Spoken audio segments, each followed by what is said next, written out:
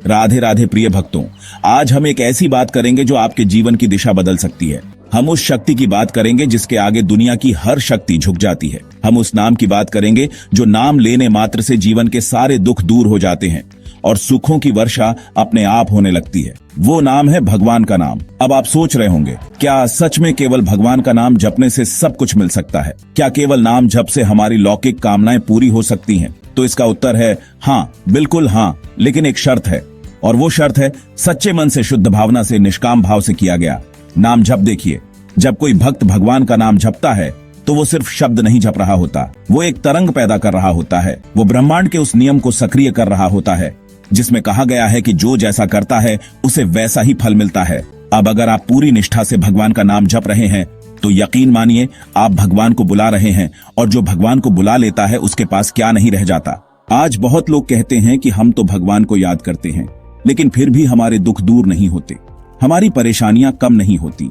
हम भजन करते हैं पर सुख नहीं आता, तो उसका कारण भी समझिए। अगर आपके भीतर पाप की मात्रा ज्यादा है तो आपके पुण्य कर्म का प्रभाव कम हो जाता है। उदाहरण के लिए, अगर आपके जीवन में पाप 500 ग्राम है और भजन केवल 25 ग्राम है तो क्या होगा? अभी आपका जीवन संतुलन में नहीं आएगा, लेकिन जैसे ही भजन 500 को पार कर जाएगा और 600 हो जाएगा, तब देखना सुख खुद आपके पीछे दौड़ता हुआ आएगा। हमारे जीवन का हर क्षण भगवान से जुड़कर ही सफल हो सकता है। हम जब भगवान को पुकारते हैं तो हम उन्हें केवल किसी कार्य सिद्धि के लिए न पुकारें, हम उन्हें इसलिए पुकारें कि हम उनके अपने हैं। हम उन्हें इसलिए पुकारें कि हम उनका सानिध्य चाहते हैं। फिर देखना, उनकी कृपा की वर्षा केवल आध्यात्मिक नहीं होगी, भौतिक जीवन में भी आपको वो सब मिलेगा जिसकी आप कल्पना भी नहीं कर सकते।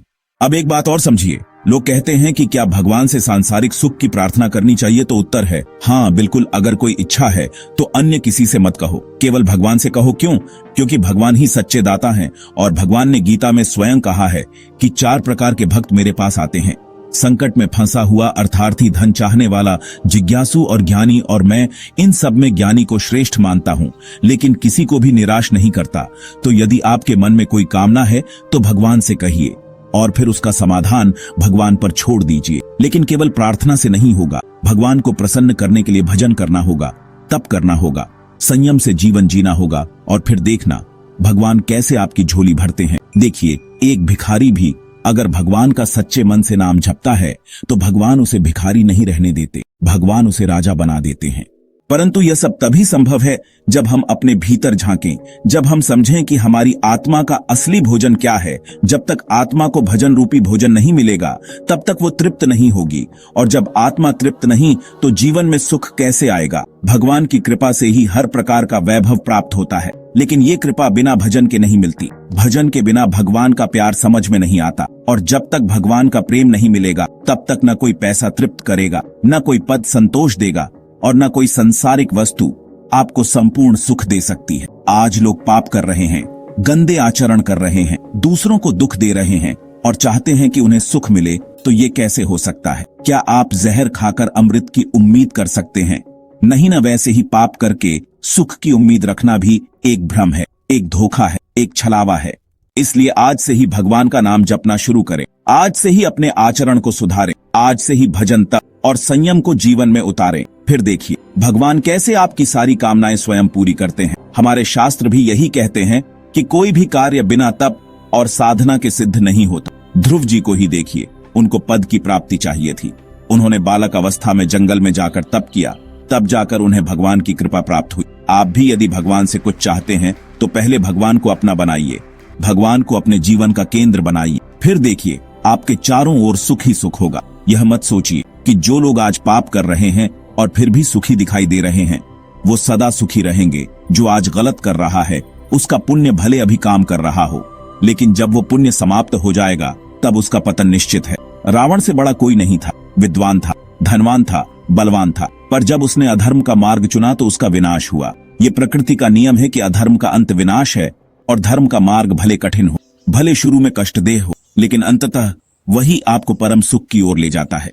इसलिए अगर आप आज भगवान के मार्ग पर चल रहे हैं तो कभी हताश मत होना। भले ही अभी आपको कष्ट मिल रहे हों, लेकिन ये आपके पूर्व के कर्म हैं जो समाप्त हो रहे हैं। जैसे ही ये खत्म होंगे फिर केवल भगवान का आशीर्वाद ही रहेगा। इसलिए जीवन में केवल एक ही चीज को पकड़ लो, भगवान का नाम, भगवान का भजन।